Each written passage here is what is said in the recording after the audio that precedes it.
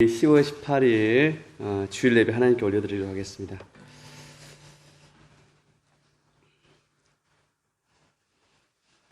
살아계신 아버지 하나님, 이 시간 주님 앞에 나아갑니다. 우리의 구원자이시며 힘이시며 능력이시며 우리의 이유이시며 목적이신 주님, 이 시간도 우리 가운데 더욱 충만하게 임재하여 주셔서 하나님의 것으로 아버지 이 자리를 우리를 아버지 채우시옵기를 주님 간절히 바라옵고 주님 소원합니다. 주님만이 우리의 소망이시며 우리의 이유이십니다. 예수님 이름으로 기도했습니다. 아멘. 반갑습니다. 보니까 사도행전 이제 좀 거의 막 끝나가더라고요. 이제 쭉 사도행전 따라오면서 드는 생각들이 막 그렇습니다. 우리 일상을 살다 보면은 또 일상 이리저리 치이고 살다 보면은 그러니까 그런 걸 보기에 참 어려울 때가 있는 것 같아요. 이렇게 하나님의 크신 구원의 계획들 이런 것들을 참 보기 어려운데 다시 우리가 이 성경으로 말씀으로 돌아가다 보면 이 땅을 향한 이 세상을 향한 하나님의 크신 구원의 계획 이런 것들을 다시 말씀들이 우리를 일깨우는 것 같습니다. 우리가 일상에 이렇게 찌들어 살다 보면은 이렇게 넓게 보기가 힘든데요. 하나님의 구원의 계획을 보기가 많이 이렇게 잊고 살 때가 많은데요. 이 세상을 향한, 이 땅을 향한 하나님의 구원의 계획은 결코 멈추지 않고 하나님께서 결코 포기하지 않으시고 당신의 뜻과 이 땅을 향한 구원의 계획들을 이루실 것이라는 것을 우리가 믿고 기대할 수가 있게 되는 것 같습니다. 이 시간도 그 하나님, 이 땅을 향하신 그 구원의 계획, 구원의 일들을 멈추지 아니하실 끝까지 이루실 그 하나님을 우리가 다시 기억하고 바라보시면서 같이 찬양했으면 좋겠습니다. 나의 주 다스리시네 찬양하겠습니다.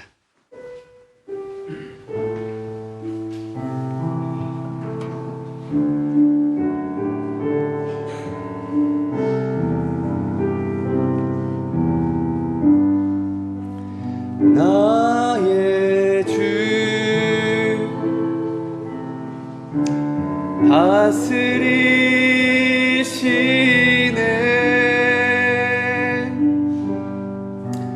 나의 주 통치하시네 나의 주 다스리시네 나의 주 다스리시네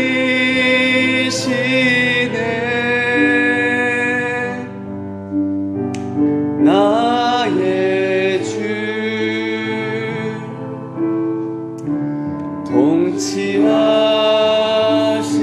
통치하시네 아멘. 주의 나라가 임할 때까지 주의 나라가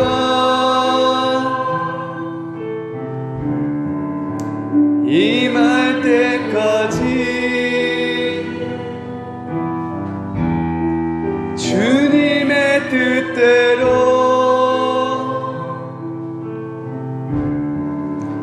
날 붙드소서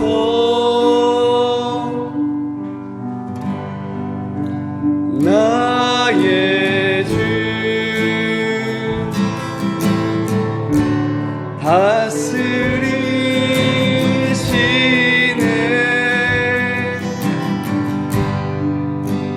나의 주 통치하시네 나의 주 다스리시네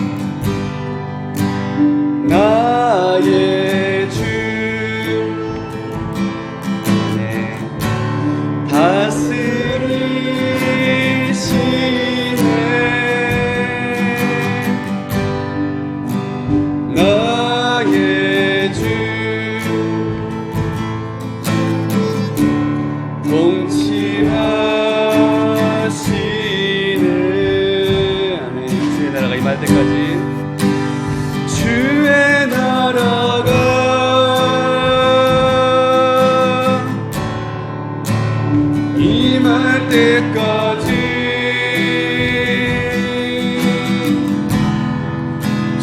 주님의 뜻대로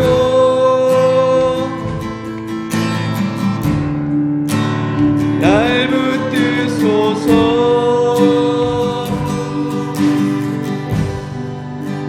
나의 주 다스리시네.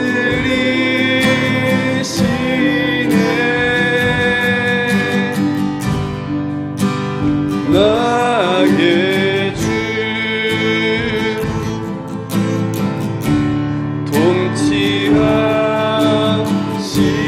통치하시네. 아멘. 주의 나라가 임할 때까지, 주의 나라가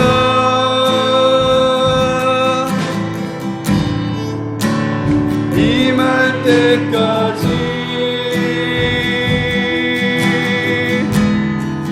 주님의 뜻대로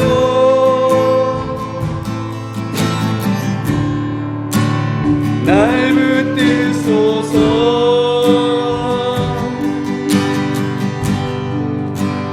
나의 주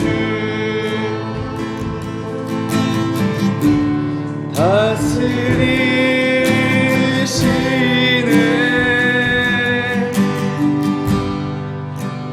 나의 주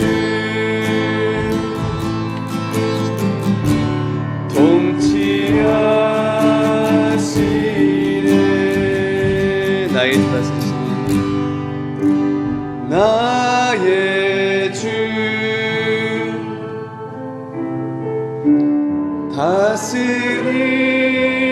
다스리시네. 나의 주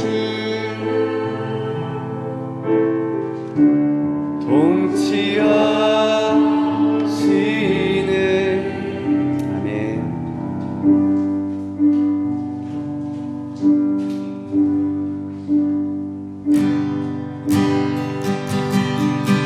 세상 모든 민족이 구원을 얻기까지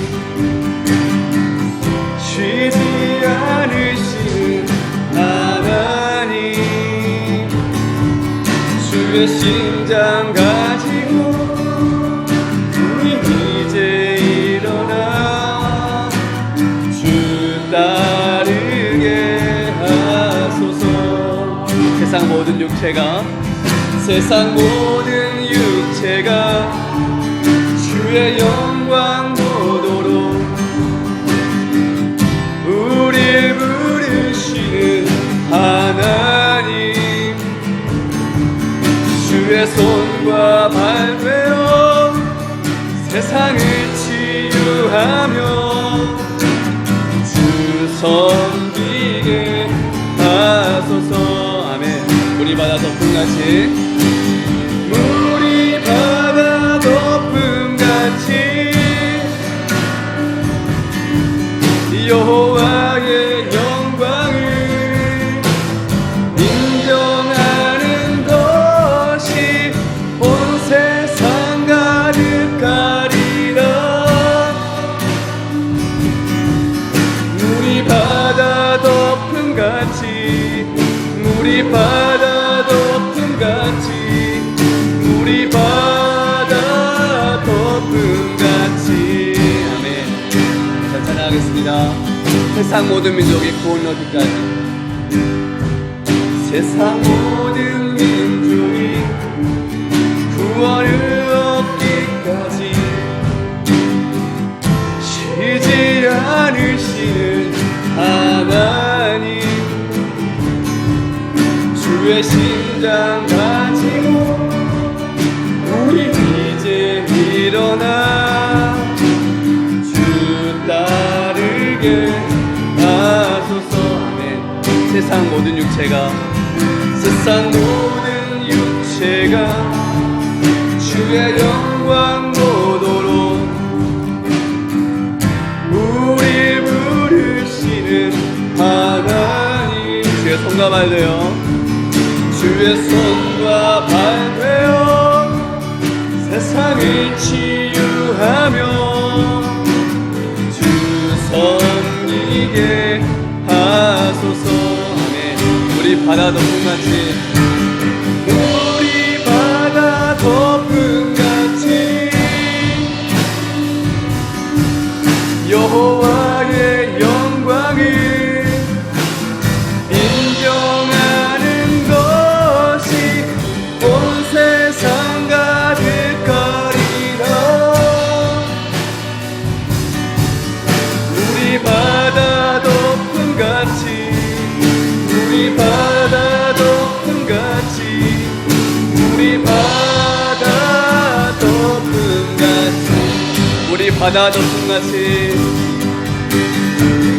우리 바다 덮음같이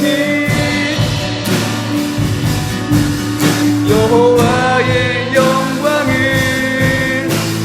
인정하는 것이 온 세상 가득하리라. 우리 바다 덮음같이, 우리 바다 덮음같이, 우리 바다 덮음같이. 아멘. 보리라 그날에, 보리라 그날에 주의 영광 가득한 세상. 우리는 듣게 되리 온 세상 가득한 승리의 함성. 우리 바다 덮음같이 여호와의 영광을 인정하는 것이 온 세상 가득하리라. 우리 바다 덮음같이, 우리 바다 덮음같이, 우리 바다 덮음같이, 우리 바다 덮음같이, 우리 바다 덮음같이 여호와의 영광을 인정하는 것이, 영광을 인정하는 것이 온 세상 가득하리라. 우리 바다 덮음같이, 우리 바다 덮음같이, 우리 바다 덮음같이.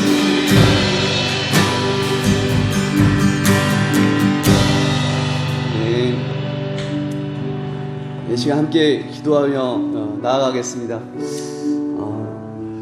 하나님 아버지 말씀으로 우리의 눈을 열어주시고 귀를 열어주시고 우리의 가슴을 열어주시옵기를 기도합니다. 하나님, 우리 안에 있는 우리를 조그맣게 하는 것들, 그냥 찌들려 있게 만드는 것들을 당신의 빛으로 우리를 밝히시고 우리의 눈과 귀와 우리의 가슴이 열려 더욱 주님을, 영광의 주님을, 그 크신 주님을 우리로 바라보게 하여 주옵소서. 함께 기도하며 나아갈 수 있었으면 좋겠습니다. 그리고 우리 말씀 전하신 목사님 위해서 같이 중보하며 또 나아가겠습니다. 같이 기도하겠습니다. 주여, 주여, 믿음으로 주를 바라보게 하여 주시옵소서. 주여, 주를 바라게 하여 주시옵소서. 우리의 눈을 열어주시옵소서. 우리의 귀를 열어주시옵소서. 우리의 가슴을 열어주시옵소서. 주님을 바라보게 하여 주시옵소서. 믿음으로 주를 바라보게 하여 주시옵소서. 주님을, 영광의 주님을 보게 하여 주시옵소서. 만나게 하여 주시옵소서. 당신의 빛을 비추시옵소서. 주여, 주여,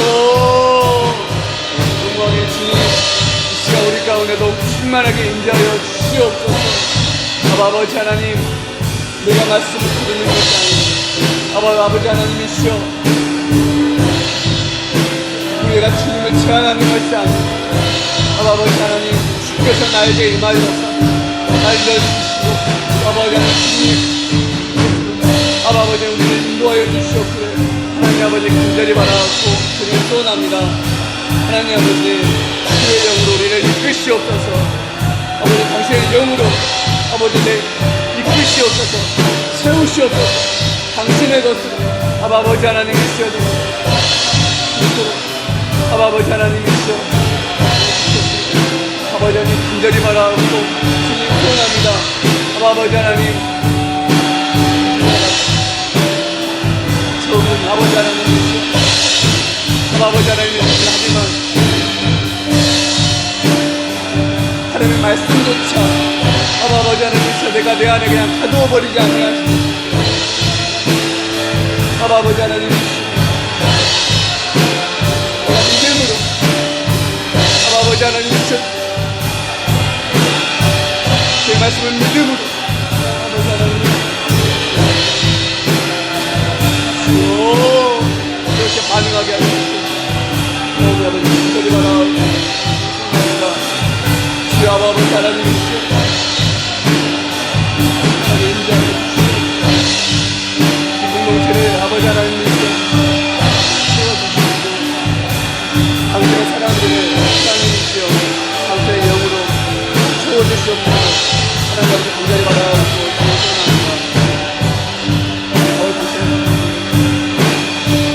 당신의 영으로 구별되게 하여 주시옵소서. 당신의 영으로 구별되게 하여 주시옵소서.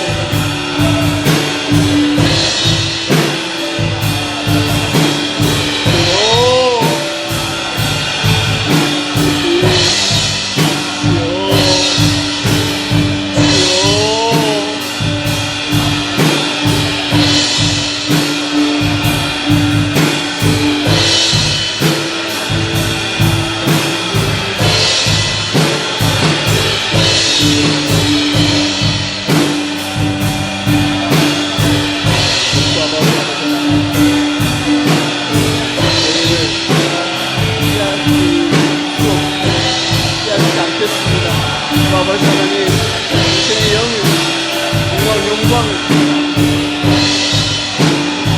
주지 아니하시니 아버지 갈망하는 이들에게 주여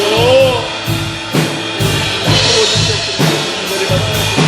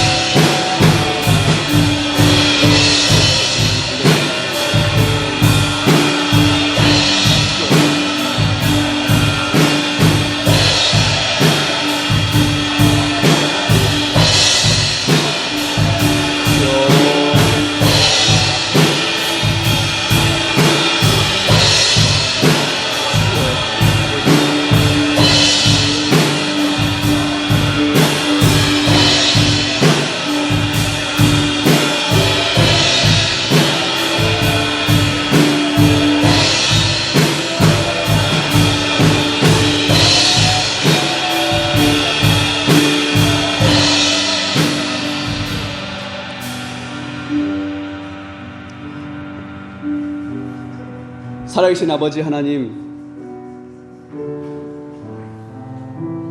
아버지 하나님, 한 사람 한 사람을 아버지 사랑하시고 귀하게 여기시고 아버지 그 구원의 반열에 우리를 두신 주님을 찬양합니다. 아버지 하나님, 우리의 가슴을 열어주셔서 아버지 하나님, 이제는 나뿐만 아니라 내 이웃을 사랑하셔서 구원하기를 원하시고 또한 이 세상을 사랑하셔서 아버지 이 구원하기를 원하시는 그 주님 우리가 바라볼 수 있도록 주님 도와주셨기를 간절히 바라고 주님 소원합니다. 우리가 그 주님을 바라며 우리가 믿음으로 주를 바라며 그렇게 기도하며 이 땅을 살아갈 수 있도록 주님 도와주셨기를 간절히 바라고 주님 소원합니다. 이 공동체 가운데 당신의 영을 더욱 충만하게 허락하여 주시옵고 이 예배 가운데 이 예배의 초소 가운데 당신의 영을 더욱 충만하게 허락하여 주시옵기를 주님 간절히 바라고 주님 소원합니다. 모든 영광을 주님께 올려드립니다. 예수님 이름으로 기도했습니다. 아멘. 다 같이 묵도하심으로 예배를 시작하겠습니다.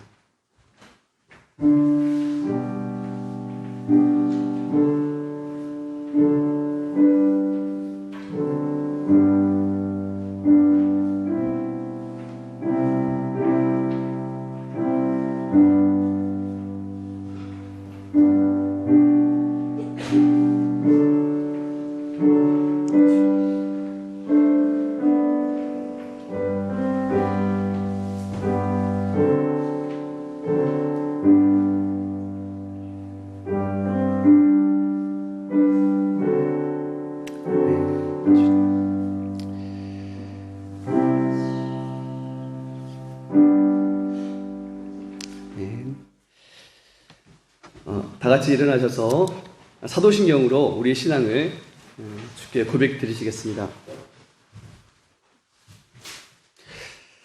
나는 전능하신 아버지 하나님 천지의 창조주를 믿습니다.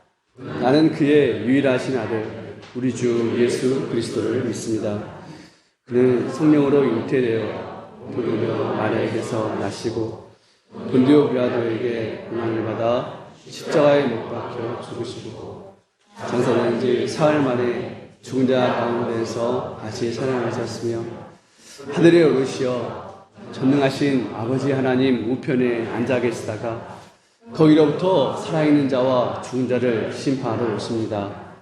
나는 성령을 믿으며 거룩한 공교회와 성도의 교제와 죄를 용서받는 것과 몸의 부활과 영생을 믿습니다. 아멘.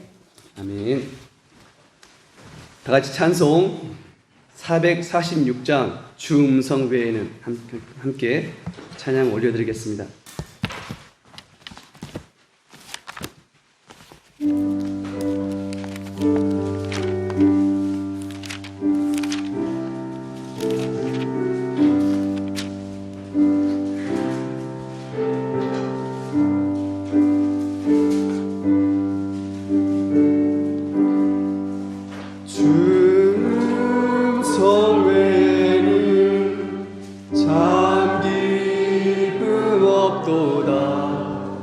날 사랑하신 주 늘 계시옵소서.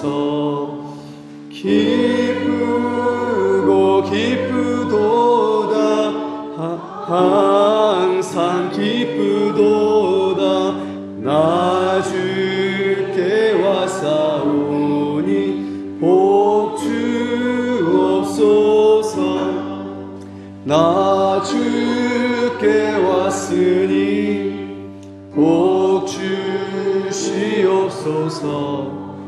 주 함께 계시면 큰 시험이기네.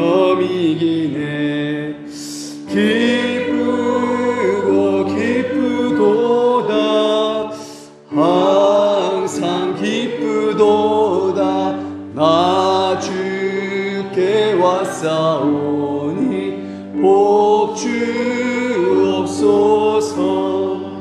주 떠나가시면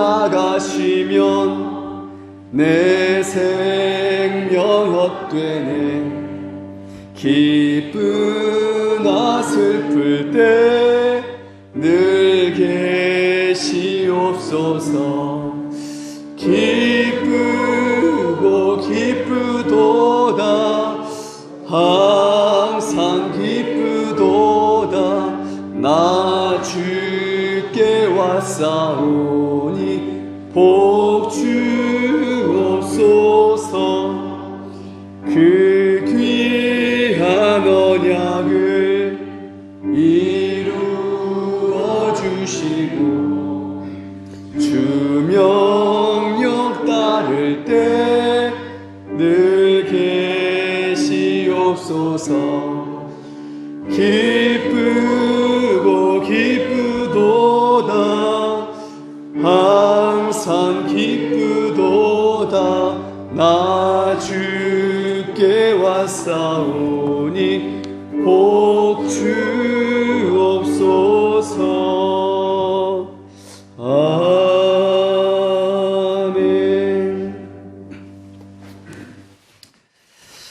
함께 말씀 봉독하시겠습니다. 말씀은 사도행전 21장 37절부터 22장 21절까지 말씀입니다.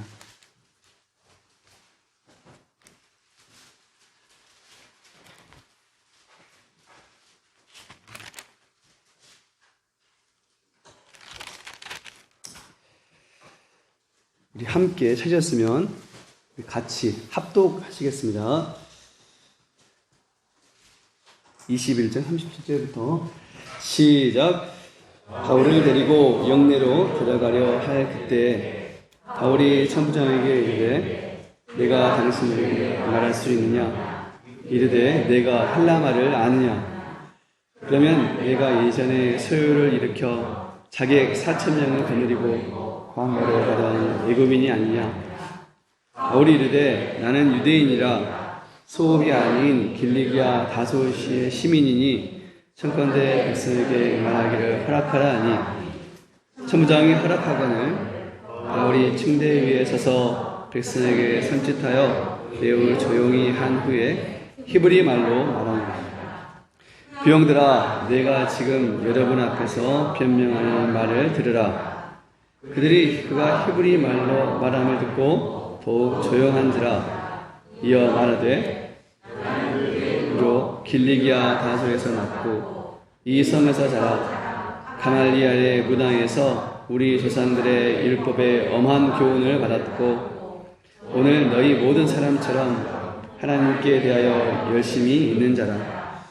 내가 이 돌을 박해하여 사람을 죽이기까지 하고 남녀를 결박하여 옥에 넘겼노니 이에 대제사장과 모든 장로들이 내 증인이라.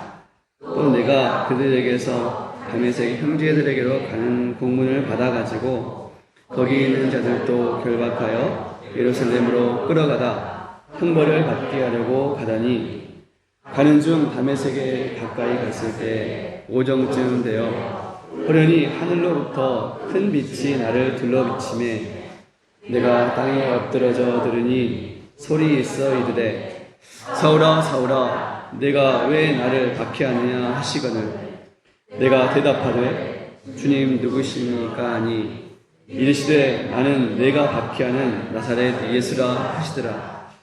나와 함께 있는 사람들이 빛은 보면서도 나에게 말씀하시는 이의 소리는 듣지 못하더라. 내가 이르되 주님 무엇을 하리이까? 주께서 이르시되 일어나 다메섹으로 들어가라. 내가 해야 할 모든 것을 거기서 누가 이르리라 하시거늘 나는 그 빛의 광채로 말미암아 볼 수 없게 되었으므로 나와 함께 있는 사람들의 손에 끌려 다메섹에 들어가노라. 율법에 따라 경건한 사람으로 거기에 사는 모든 유대인들에게 칭찬을 듣는 아나니아라 하는 이가 내게 와 곁에 서서 말하되 형제 사울아 다시 보라 하거늘 즉시 그를 쳐다보았노라. 그가 또 이르되 우리 조상들의 하나님이 너를 택하여 너로 하여금 자기 뜻을 알게 하시며 그 입에서 나오는 음성을 듣게 하셨으니 내가 그를 위하여 모든 사람 앞에서 내가 보고 들은 것에 증인이 되리라. 이제는 왜 주저하느냐? 일어나 주의 이름을 불러 세례를 받고 너의 죄를 씻으라 하더라. 왜 내가 예루살렘으로 돌아와서 성전에서 기도할 때에 황홀한 중에 봄에 주께서 내게 말씀하시되 속히 예루살렘에서 나가라. 그들은 내가 이에 대하여 증언하는 말을 듣지 아니하리라 하시거늘 내가 말하기를 주님, 내가 주를 믿는 사람 가두고 또 각 회당에서 때리고 또 주의 증인 스데반이 피 흘릴 때에 내가 곁에 서서 찬성하고 그 죽이는 사람들의 옷을 지킨 줄 그들도 아나이다. 나더러 또 떠나가라. 내가 너를 멀리 이방인에게로 보내리라 하셨느니라. 이 시간 바울의 증언이라는 제목으로 목사님께서 말씀 증언해 주겠습니다. 아버지 하나님, 이 아침에도 저희들을 깨워주시고 주님의 전에 나와서 하나님의 뜻을 들을 수 있는, 하나님의 영적인 양식의 말씀을 들을 수 있는 축복을 주심을 감사합니다.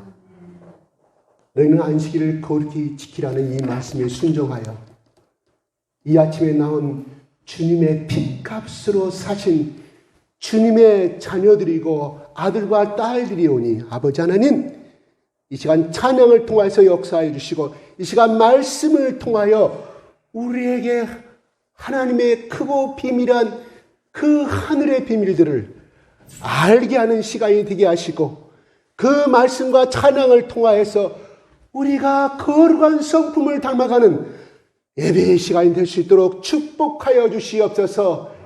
예수 그리스도 이름으로 기도드립니다. 아멘. 할렐루야! 할렐루야! 할렐루야! 2층에 어린애들이 없으니까 좀 서운하네요. 지난주에는 우리 어린이들 저희 앉아서 할렐루야 춤을 추면서 응답해 줬는데 2부 예배 때만 응답하려는 거 봅니다. 네. 요즘 가을입니다. 그죠? 예, 아주 단풍이 아직은 있지는 않았지만 하나님이 어김없이 가을을 통하여서 하나님의 창조를 내가 창조하였노라, 이 세상을 너희를 위하여 창조하였노라는 하나님이 그 자연을 통하여서 우리에게 하나님이 자연 계시를 통하여 우리에게 하나님의 영광을 비추고 있음을 느끼게 됩니다. 오늘 말씀은 그래요. 생명을 잃을 수밖에 없는 유구한 상황에서 자기를 죽이고자 하는 그들을 향하여 자기의 목숨을 조금도 아끼지 아니하시고 예수 그리스도의 증인이요 예수 그리스도의 종으로서의 바울이 죽음 앞에서 당당하게 생명의 복음을 전하는 장면입니다. 지난주에 우리 말씀에서 지난주 21장 30절에 바울을 잡아 성전 밖으로 끌고 나가니 문들이 곧 닫히더라. 문이 닫히더라가 아니라 성전 문들이 닫히더라고. 왜 기록했을까요? 그래요. 지난주에 말씀하신 대로 그럼 이방인들과 이스라엘 뜰을 구분하는 그 문도 닫히는 것이지만 성전 안으로 들어가는 모든 문들을 그들이 닫아버렸다는 것입니다. 무엇을 의미할까요? 이들이 흥분하여서 바울을 성전 안 뜰에서 죽이게 되면 하나님의 율법을 어기는 것이요. 두 번째는 그보다 더 크게 되는 것은 이 죽이고자 하는 이 바울이 그 문이 열려있으면 어디로 달려갑니까? 바로 성소 앞에 마련된 네 기퉁의 뿔이 있었습니다. 그래서 구약시대 때는 아무리 흉악한 죄를 범했다 할지라도 그 뿔을 잡게 되면 그 뿔에서 나오지 않는 이상은 죽일 수가 없었던 것이 하나님이 그 도피성이 바로 그 뿔에 있었거든요. 혹시 바울이 거울로 가서 그 뿔을 잡을까 봐 이 사람들은 뭐예요? 바울을 죽이고자 하는 것이 순간적인 계획이 아니라 치밀하고 음모에 찬 계획 가운데서 진행됐음을 알 수가 있다 하는 것입니다. 만에 하나 바울이 걸로 넘어가서 그 제단의 뿔을 잡으면 자기들의 원한을 풀지 못할까 봐 그렇게 철저하게 문을 닫는 장면을 바울은 그들이 문들이 곧 닫히더라. 이렇게 누가는 기록하고 있습니다. 바울이 살까봐 도망가서 그 도피정에 그 뿔을 잡아서 살까봐 그들이 문을 닫혔다고 말하지 아니하고 그것은 생략하고 문들이 닫히더라. 그래요. 성경의 한 구절 한 구절, 조사 하나하나에 하나님의 말씀이다 보니 결코 허탄코 우리는 성경을 읽을 때 쉼표 하나, 그 조사 하나까지도 우리는 음미하고 성령의 각별한 도움을 간구해야 할 줄로 압니다. 왜 문들이 닫히더라 이것이 뭐가 의미가 있어서 누가는 이것을 기록하였습니까? 이걸 우리가 읽을 때 내 머리와 내 어떤 경험으로 읽을 것이 아니라 성령님 이 기절이 도대체 왜 이렇게 기록했습니까? 성전의 문들이 닫히더라는 그 의미가 무엇입니까? 하는 성경을 읽을 때 성령의 도우심을 바라는 이 영적인 습관과 자세가 되어 있을 때 하나님께서 그 순간순간에 간절히 바라는 그 심령 가운데 하루 날 여러분이 전혀 생각지 못하는 성령의 화살이 여러분의 가슴에 쿡 찌르므로 말미암아 회개의 역사가 일어나고 또한 그 성령의 놀라운 말씀이 야 내가 작년에 재작년에 이렇게 열심히 읽었고 공부를 했고 내가 가르쳤는데 이게 무슨 뜻인가 놀라울 정도로 여러분의 눈이 열리게 되는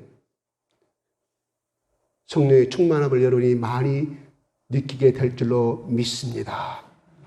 네, 그렇습니다. 절명의 순간에 바울이 그 로마의 천부장이 근무하는 그 요새 이름이 안토니아 요새라고 요세푸스는 분명히 기록하고 있습니다. 거기에 예루살렘 성전과 예각으로 연결된 층계가 올라가면 그 안토니아 요새로 들어가므로 말미암아 바울은 생명을 건질 수가 있었습니다. 근데 층계를 올라가기 전에 바울이 천부장한테 부탁하는 것이 지난주까지 말씀이었습니다.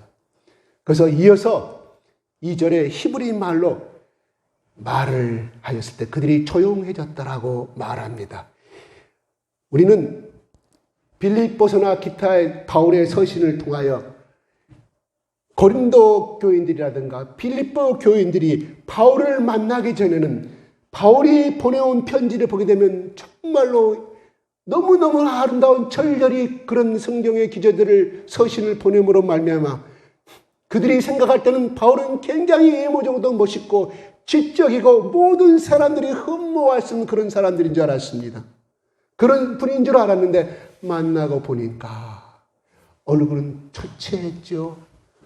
허리는 굽었죠. 외모로 흠모할 수 있는 것이 아무것도 없었음을 바울을 만나는 사람들마다 그렇게 실망했음을 바울의 서신에 기록이 되어 있습니다.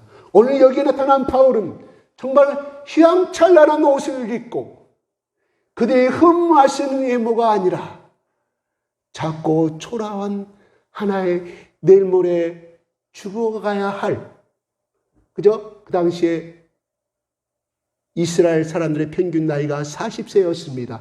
바울이 이때 나이가 50이 넘은 이미 한갑을 넘어버리고 이미 내일 모레고 죽어야 할 그런 연령의 초조한 노인의 초라한 모습이었는데 이 바울의 말 한마디 꺼냄으로 말미암아 그들이 조용해졌다는 것은 하나님이 바울과 함께 계심으로 말미암아 그들을 압도하신 영적인 권유가 그들 가운데 바울을 통하여서 나타났음을 우리는 넌지시 알 수가 있다 하는 것입니다. 그래서 3절에 말합니다. 한번 읽어볼까요? 시작.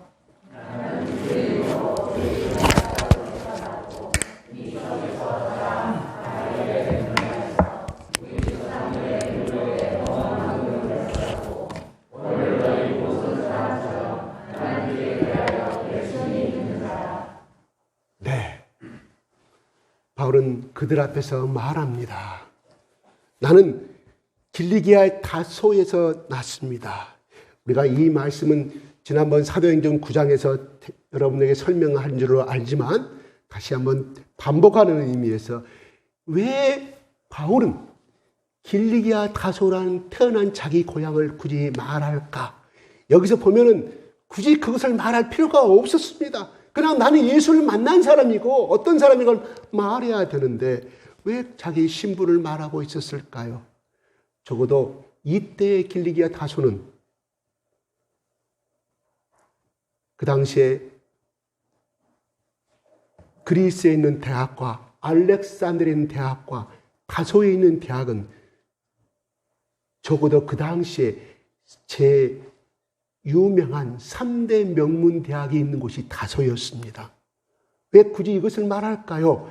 그만큼 그 당시 다소라는 지역은 그리스 헬라 제국 시대 때부터 엄청난 교육 도시요, 엘리트가 사는 곳이요, 부자들이가 사는 오늘 저기 서울의 어느 그러한 나 어디에서 왔어? 그러면 그 당시에 유명한 고향의 사람이네 다 우러러 볼 수 있는 그런 도시가 바로 다소였어요.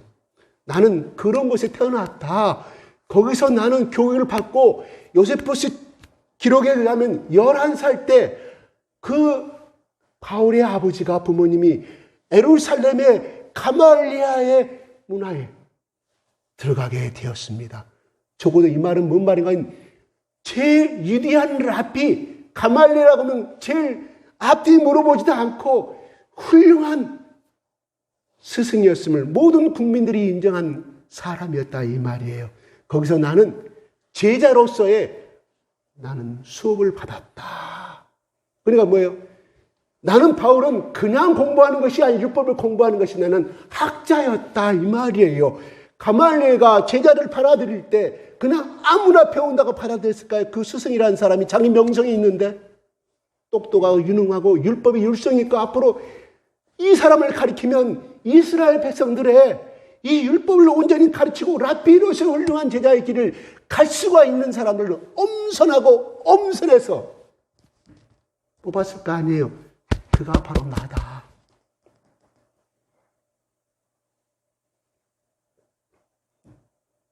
그 다음에 오늘 너희 모든 사람처럼 하나님께 열심히 있는 자라고 말합니다. 왜 그런 바울을 말하고 있을까요? 자기를 자랑하고 있습니다. 그렇죠. 표면으로 드러나는 바울은 자기를 자랑하고 있는 것처럼 보이지만 지금 수만 명의 앞에서 자기를 죽이려고 하는 그 사람들을 향하여 말합니다. 나는 너희들보다 더 배웠다. 이 배움을 자랑하는 것이 아니에요. 너희들보다 율법을 내가 더 많이 알았고 더 실천했으면 실천했지. 결코 너희만 못한다. 못하지 않는다. 그리고 나는 이런 훌륭한 도시에서 교육받았고 또 훌륭한 이런 교육을 받았는데 내가 이 율법을 제대로 알지 못하여서 내가 너희들이 말하는 개수 2단 이 예수를 따르겠느냐.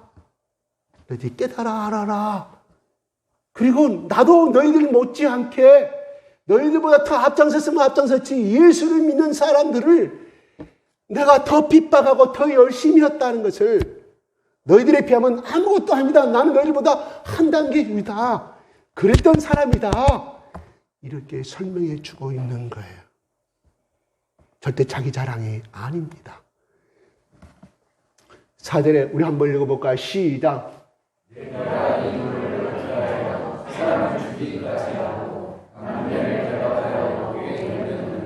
너희들을 남녀를 결박하여 감옥에 넘긴 적이 있느냐?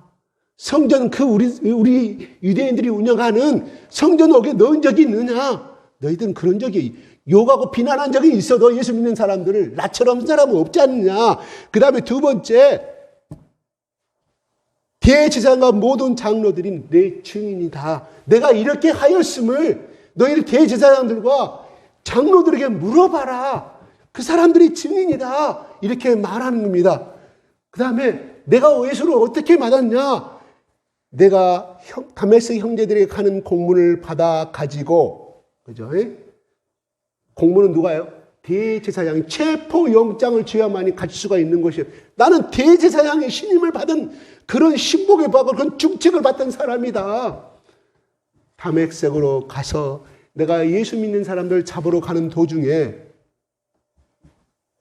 가다가 이거 볼까요? 결박하여 예루살렘을 끌어다가 형벌받게 하려고 가더니 이렇게 말합니다. 그 다음에 6절에 한번 읽어보겠습니다. 시작.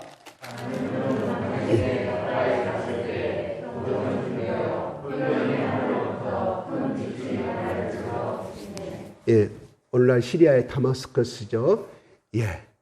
그래서 왜 그들이 다메섹에 예수 믿는 사람들이 수만 명이 피난을 갔냐면은 바로 사도행전 7장에 스테판의 죽음으로 인하여서 뿔뿔이 흩어지게 됐지요. 무수해서 도망간 것도 있고 가는 곳에마다 복음을 증거하였습니다. 이게 또 하나님의 방법이죠. 왜? 예루살렘에서 벗어나지 아니한 그들을 보고 바로 이 스테판의 순교를 통하여서 모든 사람들이 각 지역으로, 각 도시로, 다른 나라로 피난 가게 됩니다. 특히 그 당시에 다메섹에 예루살렘과 상당히 그렇게 멀지 않은 것, 약 250km 정도 떨어진 다메섹 도시에 예수를 믿는 사람들이 많이 있었습니다. 그 정보를 알고 말을 타고 바울이 체포영장을 가지고 가는 도중에 바로 정오에 큰 빛이 나를 돌려 비침에 그랬습니다. 오정쯤이라고 그랬습니다. 바울은 왜 오정이라고 그럴까? 가려가는 도중에 큰 빛이 나타났다고 이렇게 말씀해야 되는데 바울은 이 오정이란 말은 정오 12시. 그 당시에 이스라엘 나라에 정오 12시 중동적 정오에 있으면 햇빛이 땡땡 머리 위에서 바로 내리쬐는 그 시간입니다. 그림자가 있을 수 없는 시간입니다. 다시 말씀드려서 해가 뜨고 지는 시간 중에 가장 밝은 빛을 낼 수 있는 태양이 있는 시간이 그 시간이었다 이 말이에요. 근데 큰 빛이 나를 둘러 비치매라고 바울은 말합니다. 이것은 무엇을 의미할까요? 바울이 눈이 멀어버리잖아요. 뭐요? 태양빛보다 더 강한 빛을 말씀해주고 있어요. 우리가 태양빛 순간보다 눈이 멀어지는 거 아니잖아요. 바울이 얼마 동안? 3일 동안. 그것도 저 뒤에 나오자면 아나니아가 안수하지 않았으면 그는 영영이 장님이 되고 말 정도로 실명이 되어버린 너무 강한 빛을 받다 보니 무슨 말일까요? 자기를 그 비친 빛이 우리가 세상에서 가장 밝은 빛은 태양빛인 줄 알았는데 그보다 더 밝은 빛이 나타나서 내 눈을 멀게 만들어버렸다는 것을 말씀하고 있습니다. 이 빛은 무슨 빛일까요? 그래요. 우리가 아는 예수의 빛이었습니다. 이것은 창조가 이 세상에 창조가 되어지기 전에 지구가 만들어지기 전에 우주가 만들어지기 있었던 하나님의 고유한 빛이었다 이 말이에요. 태양빛이 태양이 만들어서 온 천지가 있었던 것이 볼 수 있던 것이 아니라 그 빛이라는 강체가 만들어지기 전에 하나님께서 가지고 있는 그 빛이 온 우주를 비추고 있었다는 것이 학자들의 정설입니다. 그러나 다만 이것을 과학적으로 아직 풀지 못하고 있기 때문에 우리는 태양이 비춰야만이 비추는 것으로 우리는 그것이 맞습니다. 그러나 태초에 우주가 하기 전에 우주가 창조되기 전에 하나님의 이 고유한 빛이 바로 정오의 시간에 바울에게 예수의 빛으로 나타나서 눈을 멀게 하였음을 우리는 음미하게 됩니다. 그래서 바울이 7절에 반응을 한번 보겠습니다. 시작.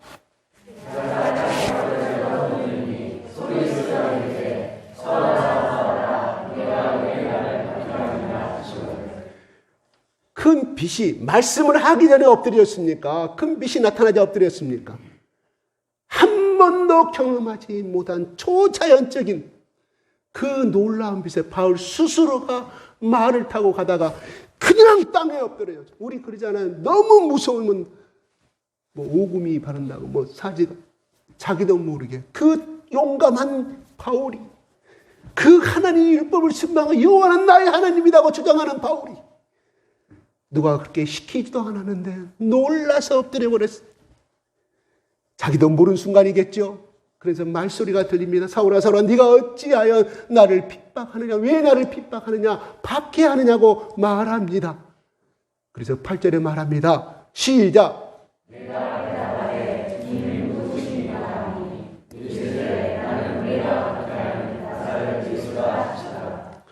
여기서 주님이라는 것은요, 예수님을 향해서 말하는 것이 아니에요. 그냥 초자연적인 어떤 그 사람을 향해서 부르는 거예요. 예수님 당신은 누구십니까? 하나님 당신은 누구십니까? 그 말이 아닙니다. 여기에 나타난 것은 그냥 바울이 자기 속에 모르는 절대자의 어떤 주를 향해서 말하는 것이에요. 왜? 엄청난 그 빛의 두려움과 자기 생명에 대한 어떤 초자연적인 두려움이 이 마음으로 나오면서 그냥 자기도 모르게 당신은 누구입니까? 이렇게 말합니다. 나는 내가 박해하는 나사렛 예수라고 말합니다. 바울은 예수를 봤을까요? 본 적이 없습니다. 예수님의 가르침을 한 번도 들은 적이 받은 적도 없습니다. 근데 예수님이 말합니다. 네가 박해하는 예수다. 근데 여기서 나사렛 예수라고 그래, 예수님. 왜 나사렛 예수라고 말씀했을까요? 나는 내가 박해하는 예수다. 충분히 문장이 성립이 됩니다. 대화가 성립이 됩니다. 그런데 왜 나사렛 예수라고 말씀하셨을까요? 굳이 나사렛은 버림받은 땅이었습니다. 나사렛에서 무슨 선한 것이 나오겠냐는 것이 아나니아 그 베드로의 동생의 말이었습니다. 그래, 이것은 무엇이냐면 나사렛은 천한 사람들이 그냥 천대받는 사람, 도저히 하나님께서 버림받은 땅이라고 그들은 생각했던 사람들입니다. 그게 유대인의 백성들의 사고였습니다. 그래, 네가 알고 있는 바처럼 나사렛 예수라는 사람이 이 땅이라고 알고 있지. 그래, 예수라 알고 있지. 그리고 십자가 몇 년 전에 죽은 거 너는 알고 있지. 그 예수다고 말합니다. 두 번째는 뭐냐? 그 당시 예수라는 이름을 가진 사람들이 많았어요. 그냥 일반적 이름에도 있었다 이거예요. 어떤 사람들이 그럽니다. 옛날에 예수가 청년 시절 때 인도의 불경에 와서 석가모니 불경을 배우고 갔다. 이렇게 주장해요. 예수님이 30년 전에 30살까지 구체적인 기록은 없지 않아요. 그냥 청년 때 목소리에서 아버지와 같이 유섭이란 가정의 장남으로서 일했다는 기록은 있고, 그죠?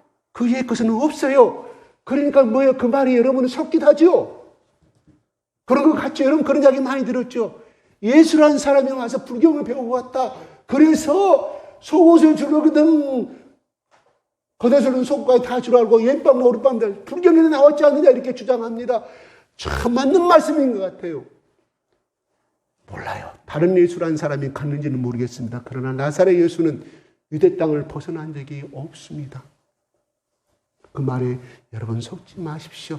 그래서 기독교는 불교에서 나온 거라고 이야기합니다. 그들이 만들어낸 말입니다. 예를 들어서 여기에 우리 김동기 집사님이, 김동기 집사님 안 나오시나? 2부에 나오나? 김동기라는 사람이 한국에서 와가지고 저 인도에서 수련을 하고 그래서 100년 전에 200년 전에 유명한 저서를 남겨 죽었다. 김동기라는 이름이 한국에 얼마나 많겠습니까?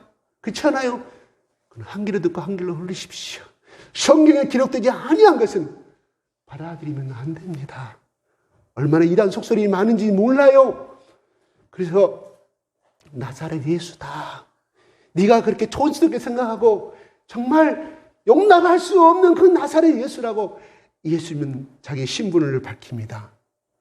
그런데 9절에 사람들이 빛은 보면서도 나에게 말씀하시는 이의 소리는 듣지 못하더라고 그럽니다. 바울은 소리를 들었다는 거예요. 누가? 같이 간 일행들은 무엇을 봐서? 빛을 보기는 봤는데 그들은 눈은 벌지 않았어요. 그렇죠. 여기 바울만 말했어요. 그 빛은 바울에게 1대1로 비치는 빛이었다 이 말이에요. 같이 간 사람들 빛은 보았지만 그 빛의 의미를 몰랐고 예수님과 바울이 말하는 소리를 듣지 못하였습니다. 그렇게 말하고 있습니다. 예수님은 그 놀라운 빛을 하나님께서, 예수님께서 바로 바울의 눈을 향하여서 그 강천하는 빛을 쏘았음을 말합니다. 제대로 그런 놀라운 빛을 제대로 받아버렸어요. 충격적으로. 우리 레이저빛 받으면 우리 눈 뭡니다? 어린아이들 갖고 다니는 빨간 빛이 200m, 3m 가잖아요. 우리 여기 뭐 설명할 때 여러분 세미나가 설명할 그 빛 있죠. 제대로 받으면 눈 순간 뭡니다. 그보다 더 근데 그 빛을 제대로 눈에 꽂힌 사람만 순간 멀지 여기 맞거나 여기 맞거나 여기 맞으면 빌지 않습니다. 아무 영향력이 없습니다. 그런데 바울은 그 빛을 제대로 눈이 멀 정도로 받았다는 것이 눈으로 봤다는 거 아니겠습니까? 그래서 그런데 여기서 중요한 것은 10절에 이렇게 말합니다. 10절 넘어가기 전에요. 나는 네가 박해한 나사렛 예수라고 말합니다. 나는 주여 한 번도 당신을 박해한 적이 없고 당신을 향할 도를 한 적이 없는데 무슨 박해라고 말할 수는 있겠죠. 그러나 그 순간에 영적인 보이지 않는 그 대화를 속에서 바울은 그것을 깨달았다는 거예요. 그래서 10절에 내가 주님 무엇을 하리까? 여기서 나타나는 주님 뭐예요? 예수 그리스도를 말합니다. 예수님이 이제 내가 무엇을 하리까? 뭐요? 자기가 잘못 알았구나. 자기가 갖고 있는 그 모든 것이 순간 다 180도 엎어져 버린 거예요. 어떻게 자기의 11살에 유학 가가지고 이때 바울의 나이가 30살 정도 가정합시다. 32살로 가정합시다. 아니죠. 더 젊은 나이에서 적어도 20년 이상 자기 사고로 자랐건 그 순간의 사고가 어떻게 하루아침에 바꿔져 버릴 수 있냐 이거. 하루아침에 단 몇 초 만에 자기 사고가 바꿔질 수 있냐 이거예요. 하나님이 택하신 사람은요. 논리나 이성으로 접근하지 아니합니다. 물론 여기서 우리가 예수를 믿는 사람들 중에는 성경 공부를 통하여서 또한 기도를 통해 오래오랜 세월을 통하여서 예수 그리스도가 점점 나의 구세주라는 걸 아는 사람도 있을 것이고 어떤 사람은 한 번 성경 공부해서 예수가 정말 나는 몰랐는데 그분이 나의 하나님이요 예수라는 것을 알게 된 사람 가정은 여러 가지가 있을 줄 압니다. 어떤 분은 또한 오랜 투병 생활을 통하여서 그 질병을 통하여서 예수를 만난 사람도 있을 것입니다. 각기 예수를 만난 시간들은 장소와 경로는 다 다르지만 바울처럼 이렇게 만난 사람은 아마 극히 드물 것입니다. 바울은 이렇게 하지 않으면 논리와 이성을 통해서 정복할 수 없음을 하나님은 알았기에 초자연적인 방법을 통해서 바울을 순식간에 단 몇 초 만에 모든 지식과 모든 사상을 계획을 이루어버렸음을 우리는 알게 됩니다. 내가 이 말은 나는 이제 죄인입니다. 나는 이제까지 몰랐습니다.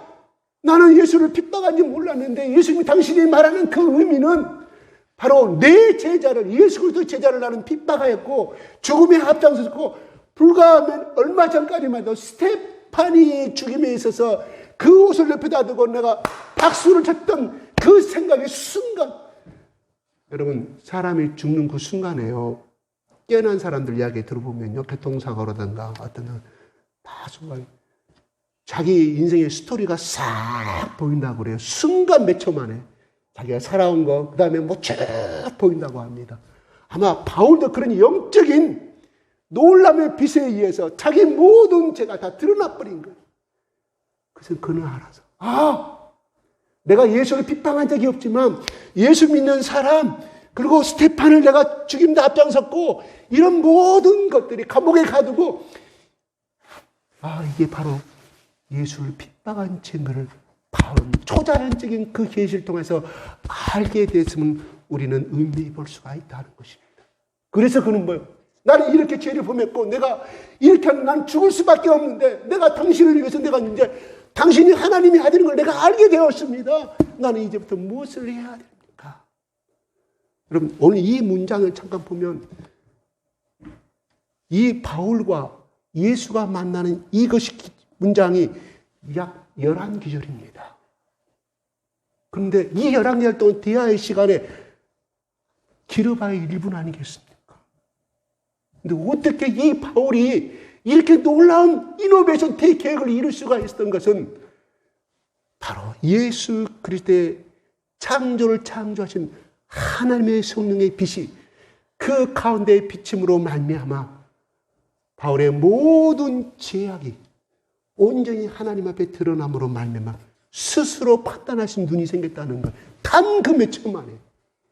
이게 하나님의 역사인 줄로 믿으시기 바랍니다. 바울은 그가 예수 그리스도를 만나고자 기도했던 사람이 아닙니다. 오늘 바로 조금만 더 가면 다메섹의 그 모든 제자들 잡아가지고 의기양양해서 밧줄 꽁꽁 대세상 앞에 끌고 갈 그 영광과 기쁨에 도취된 사람이었습니다. 그냥 음일시 그냥 졸고 가는 것이 아니었다 이 말이에요. 자기 속에는 그 사람들을 찾고자 하는 온 생각이 가득 차버린 사람을 예수 그리스도의 놀라운 성령의 빛은 깨꼴락 순간에 단 몇 초 만에 굴복시키는 하나님의 위대한 역사임을 발견하게 됩니다. 그렇습니다. 이 사람은 이렇게 하지 않으면 도저히 예수 그리스도를 믿지 아니할 사람이 알았기에 하나님은 그 사람의 특성과 그 사람의 성격을 파악하시고 거기에 맞는 처방전을 하시는 거죠. 그렇죠? 병원에 가면 약국에 가면 처방전 맞는 걸 딱 써야만이 병이 낫죠. 아무리 그 사람이 관절염을 앓고 있는데 유명한 의사가 유명한 약사가 그냥 제일 좋은 신장에 제일 좋은 약을 처방해줘봐 그 관절염이 낫습니까? 우리 예수님이 영적인 의사인 줄로 믿으시기 바랍니다. 치료사인 줄 믿으시기 바랍니다. 그래서 말합니다. 10절에 예수님이 뭐라고 말하는가 한번 볼까요? 시작.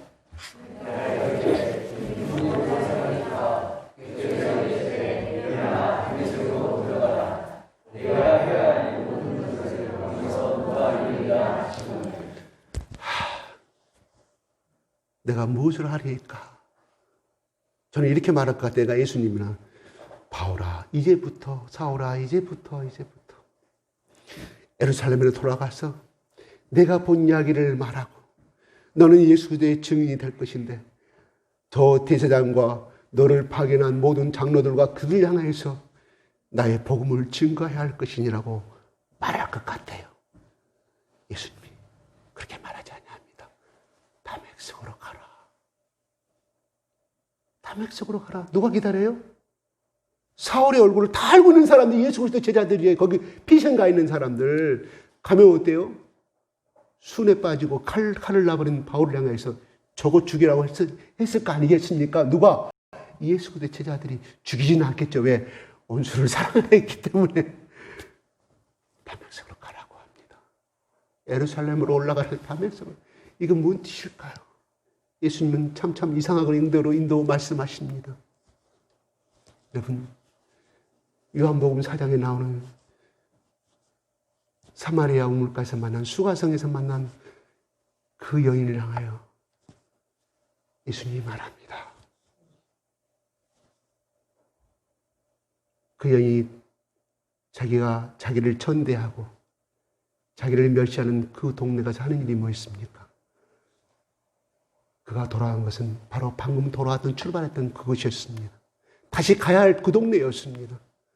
내가 메시아를 만났다고 얘기했습니다. 그 뒤로 많은 사람들이 예수를 믿었다가 나옵니다. 그 뒤의 이야기는 이 사마리아 여인이 어떤 수가성의 여인이 어떤 역할을 했다는 성경은 기록되지 아니합니다. 그러나 적어도 그가 예수를 만나자마자 자기 동네에 가서 나는 예수를 만났다고 외쳤던 것처럼 성경은 기록되지 아니하지만 아마 그 여인은 그 기쁨을 그대로 유지하고 복음을 증거한 여인이 되지 않았을까 생각해 봅니다. 그래요. 그는 다메섹에 가서 하나님이 예비하신 아나니아를 만나게 됩니다. 그래서 아나니아를 통하여서 또한 예수 그리스도가 말씀이 예언의 복음의 말씀을 듣게 됩니다. 그래요. 그가 가야 할 곳은 다메섹이었습니다. 하나님이 원하시고는 다메섹이었습니다. 그의 삶의 현장은 변하지 아니했습니다. 그러나 중요한 것은 바로 다메섹을 들어가는 그 길목에서 그는 예수 그리스도를 만났고 자기 등등한 그 살인자는 예수의 복음을 사랑을 껴안고 가는 다메섹을 가는 현장이었습니다. 오늘날 우리의 다메섹은 어디입니까?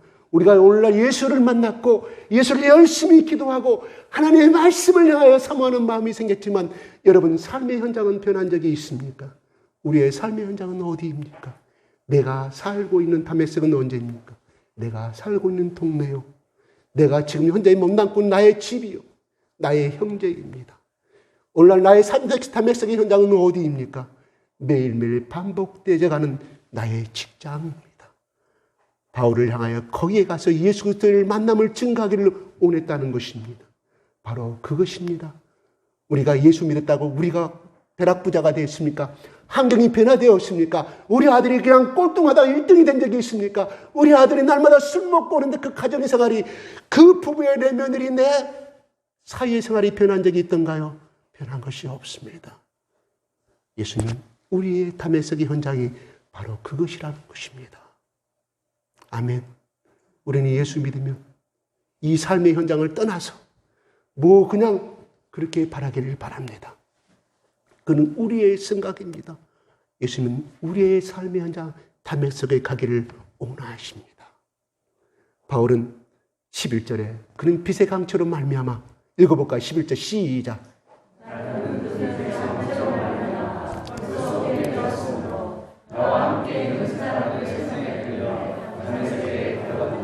그가 함께했던 사람들이 바울을 끌어갑니다. 바울은 자기가 리더고 잘난 사람이 어느 날 맹인이 되고 말았습니다. 눈뜬 봉사가 되고 말았습니다. 참으로 비참합니다.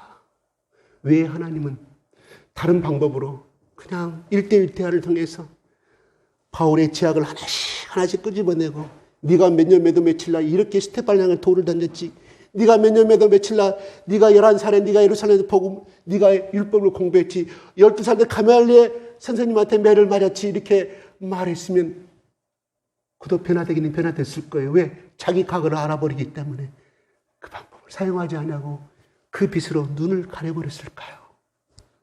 바울이 네가 지금까지 본 세상은 헛것이다, 부질없는 것이다, 너의 영광을 살아온 길이다, 너를 자신을 한 번 바라보아라. 눈을 감음으로야 깜깜한 밤으로 자기를 의지하시는 것은 없어졌습니다. 네가 이후로부터 나를 사랑하, 나를 의지하고 살아야 돼. 너의 영광과 너의 부를 위해서 살아왔던 그것이 얼마나 헛됨을 하나님은 그 눈을 가림으로 인하여 바울 자신이 3일 동안 그 속에서 무엇을 했습니까? 아나니아에게 나타납니다. 사도행전 9장 10절에 아나니아야, 직가라는 유다의 집에 가면 사울이라는 자가 있는데 네가 안수하여 눈을 뜨게 하라고 말합니다. 그래서 아나니아가 오늘 본문의 말씀에 말하지 않습니까? 아나니아야, 13절에 시작, 12절 13절 시작.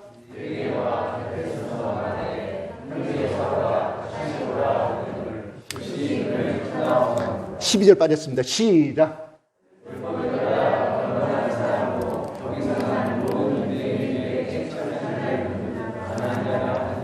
네, 내 곁에 와서, 사울이 내 곁에 와서 아나니아라는 사람이 다시 보라 하거늘, 이렇게 해서 내가 그를 쳐다보고 눈을 뜨게 됐다고 말합니다. 그래요. 우리는 이 시간에 나가게 되면 보이는 것은 세상입니다.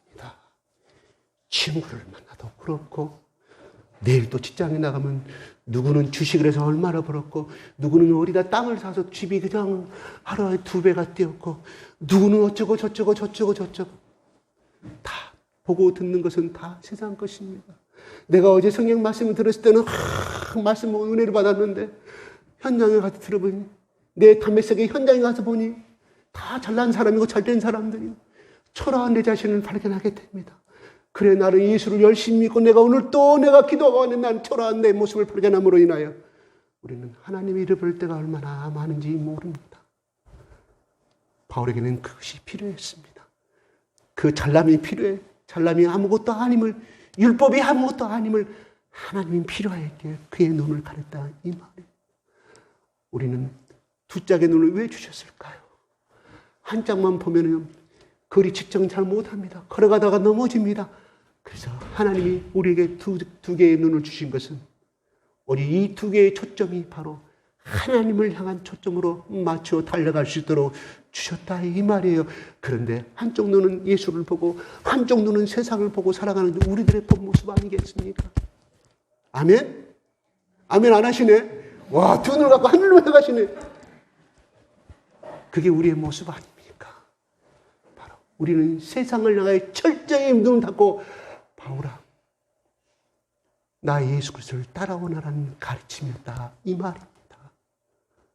그래서 바울은 아나니아의 그 능력이 나타나서 그가 눈을 뜨게 됩니다. 아나니아의 능력이 있던 거 아니야. 성령의 손이 그와 함께함으로 눈을 뜨게 만들었다 이 말이에요. 그래서 그의 눈이 신비하게도 그냥 눈을 뜬 거예요. 두 개의 그 눈에가 비늘이 갔다가 비늘로 표현했죠. 그냥 껍질이라 표현하려고 그 비늘이 고기 비늘로 표현하게. 그것이 다 떨어져 나감으로 말미암아. 그러니까 뭐 눈이 익어버렸어요. 익어버려. 피부가 그냥 그대로 해석하면 눈이 피부가 그 시큼한 뜨거운 열로 그냥 익어버렸다. 그 순간에 눈도 보였겠냐 이 말이에요. 그렇게 익어볼 정도로 강렬한 빛이었는데 그 증거가 바로 비늘이 벗겨졌더라. 이렇게 말하고 있습니다. 그 다음에 그의 눈이 어땠습니까? 오직 예수 그리스도의 십자가의 피로 달려가는 두 개의 눈이 됐다 이 말이에요. 우리가 끊임없이 넘어질 수밖에 없는 것이 우리의 현실이고 우리의 약한 모습 아니겠습니까? 우리가 이 예수 그리스도를 그 다음에 14절 시작.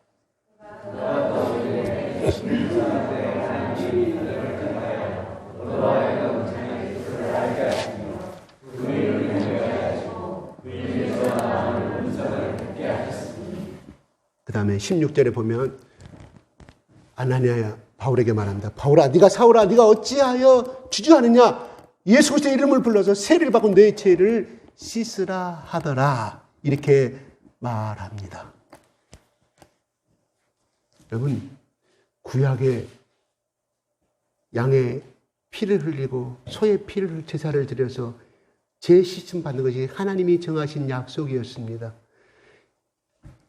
제가 그냥 글자 그대로 해서 물어보겠습니다. 양이 목이 잘려서 피를 흘려요. 소가 목이 잘려서 피가 흘려요. 또 그걸 번제로 드려요. 태워가지고. 그러면서 우리 죄가 용서를 받습니다. 여러분, 생물학적으로 우리 해석합시다. 생물학적으로, 의학적으로 해석합시다. 그 피가 흘림으로 인하여 우리 죄가 씻음받을 수 있는 능력이 있습니까? 없습니까? 제가 물어보겠습니다. 그냥 글자 그대로 해석해요.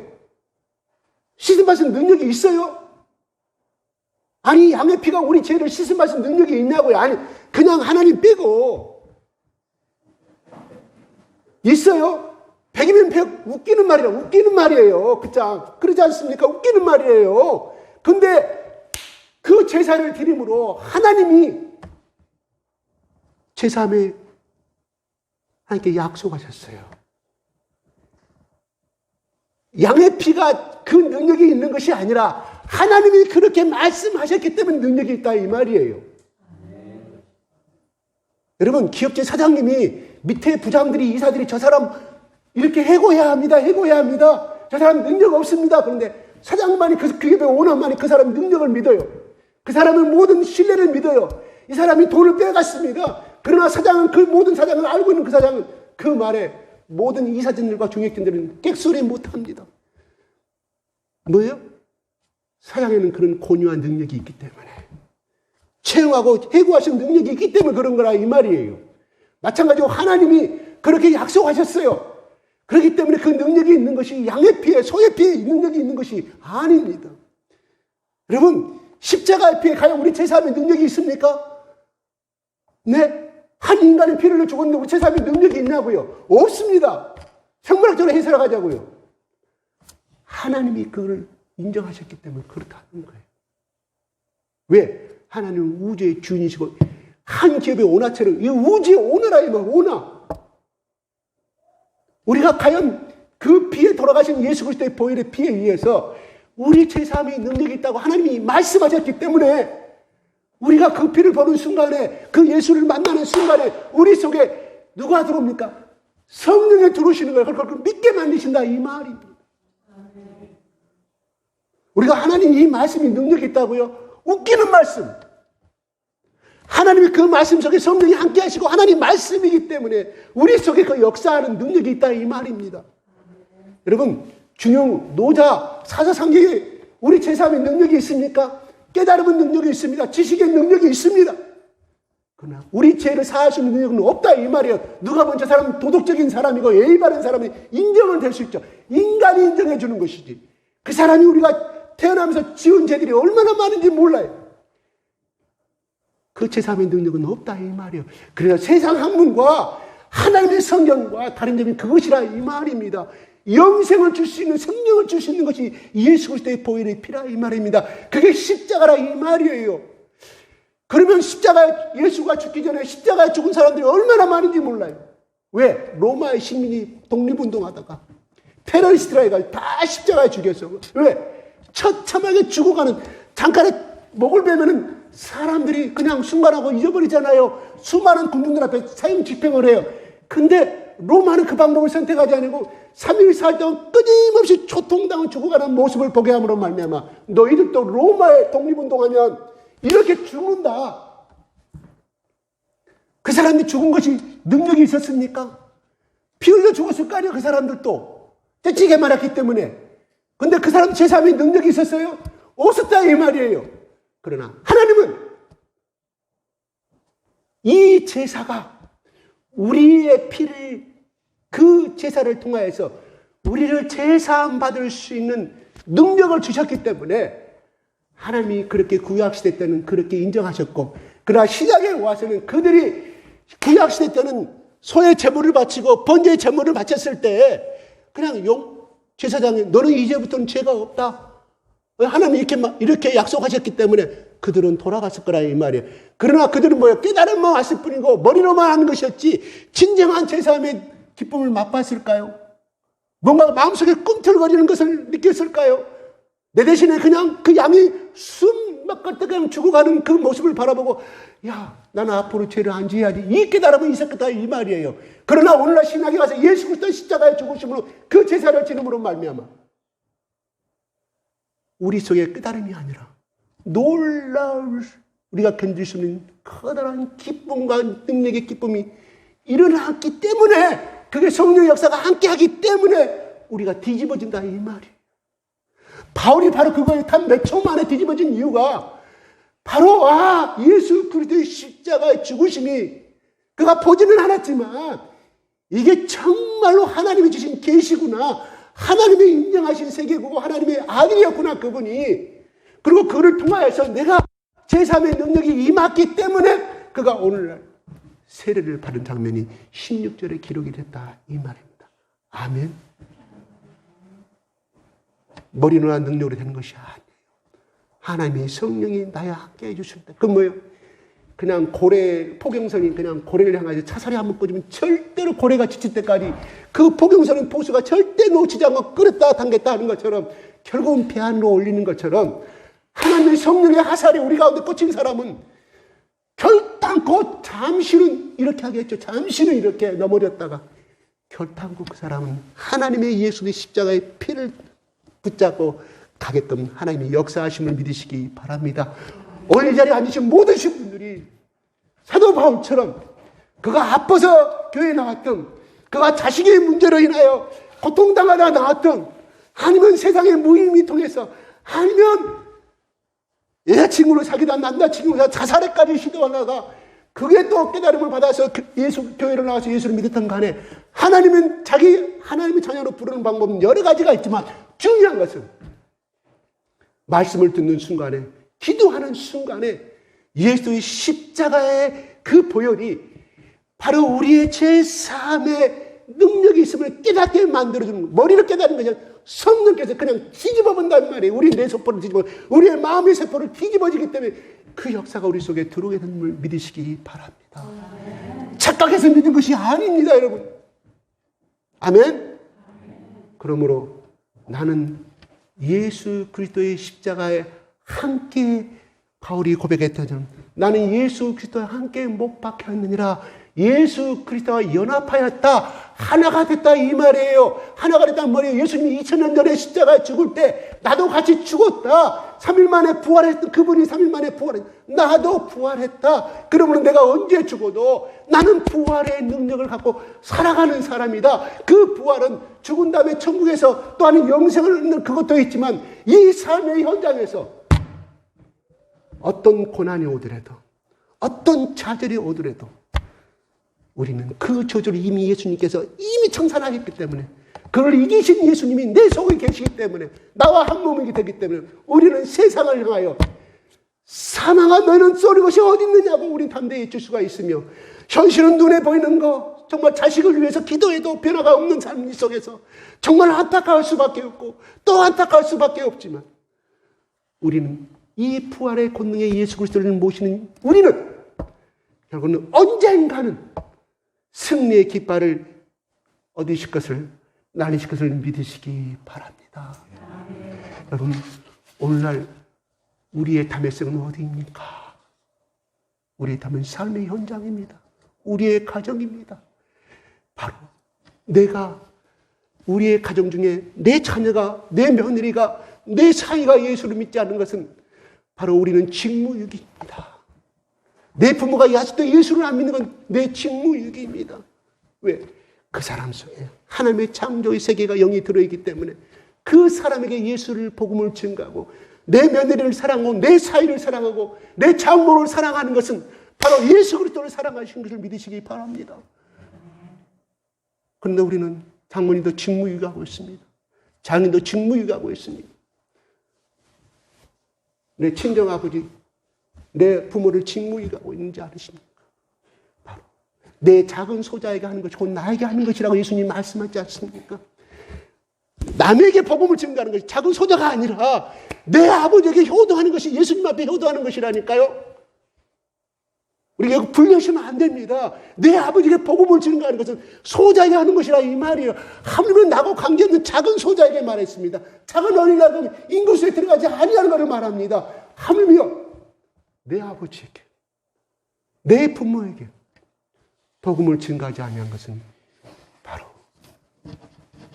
방관하는 것이요 제6에 놔두는 우리 직무유기란 내 아버지를 위해서 기도하는 것은 누가? 내 믿음이 충만해서 하는 것 같지만 성령이 나를 통하여 내 아버지를 위해서 기도하게 만든다는 거예요. 왜? 내가 택한 너희 아버지다. 이게 오늘날 우리의 삶의 현장의 담백색인 줄을 믿으시기 바랍니다. 기도하겠습니다. 잠깐 1분 가면 통성기도 하겠습니다. 주여 3창 한 다음에 주여 주여 주여 아버지 하나님 우리가 예수 믿기 전에 아버지 살과 같은 자였습니다. 우리가 예수를 알기 전에는 정말로 제약된 자였습니다. 우리의 마음대로 행동하고 우리 즐길대로 즐기고 또한 이 세상에 나의 영광을 위해서 살아왔습니다. 바울도 하나님을 아는 사람이었지만 아버지 하나님 그는 진정한 예수 그리스도를 만나지 못하였습니다.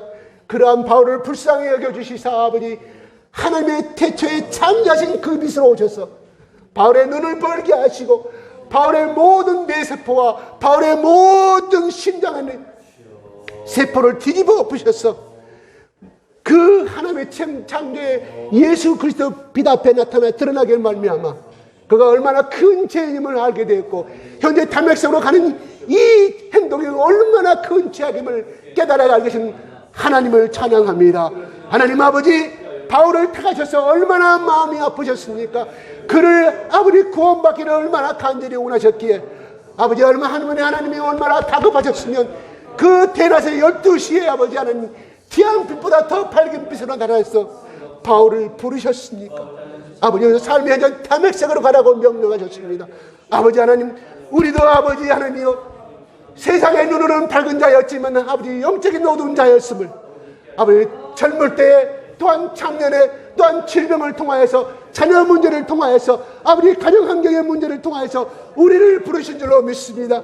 이제는 예수 그리스도의 보혈의 피를 통하여 우리의 제사함이 임하였고 성령의 빛을 통하여 아버지 하나님 예수 그리스도와 연합하여서 예수 그리스도의 십자가에 죽으셨던 것처럼 우리도 함께 이미 전년에 장사되었고 아버지 죽은 지 살만의 사망의 권세를 이기시고 부활의 권능을 향하여서 사망아 너가 쏘는 것이 어딘다고 담대히 쳤던 것처럼 우리는 부활의 권능이 우리 속에 임하심으로 말미암아 우리 삶의 현장에 나타나는 이 사망의 어둠의 세력을 좌절의 어둠의 세력을 절망의 어둠의 세력을 세상에 쫓아가는 이 욕망의 세력을 향하여 우리는 예수 그리스도의 말씀을 통하여 앞장세워서 세상의 욕망은 나에게서 물러갈지어다 세상에 찾아라 나의 길을 막지 말지어다 나는 예수 그리스도와 한 몸이 돼서 부활의 능력을 십자가의 능력을 덧입은 자임을 담대히 외치고 나가 승리하는 삶이 되게 하여 주시옵소서. 아니 또 내 자녀를 위하여 기도하는 사람도 있습니다. 또한 어려움의 문제에 대해서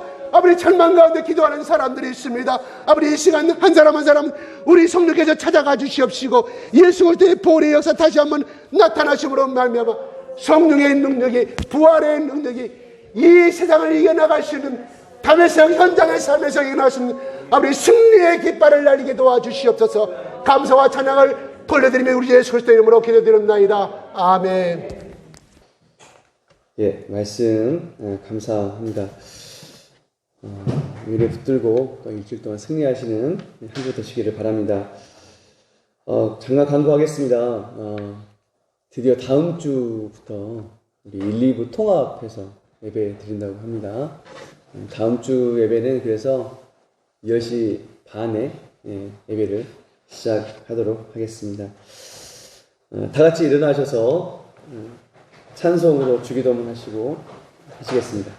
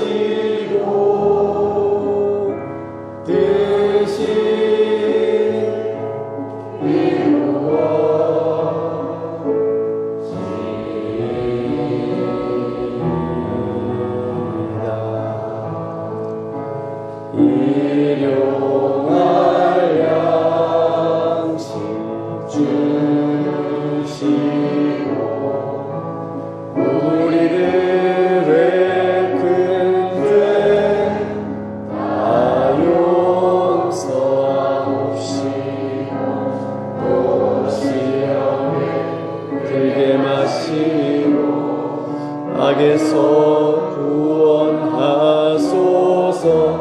내게 주의 나라 주의 권세 주의 영광 영원히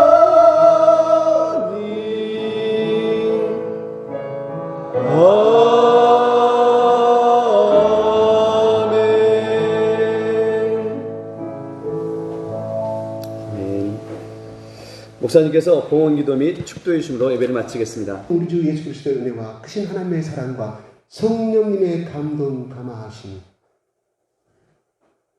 하나님을 향하여 예수 그리스도의 푯대를 향하여 담액색을 향하여 삶의 현장에 가서 주님의 승리의 깃발을 꽂고자 하는 그 마음으로 살고자 결단한 모두 머리 숙여 기도하는 한 사람 한 사람 가운데 우리 아버지 하나님께서 영원히 함께 계시옵소서. 아멘.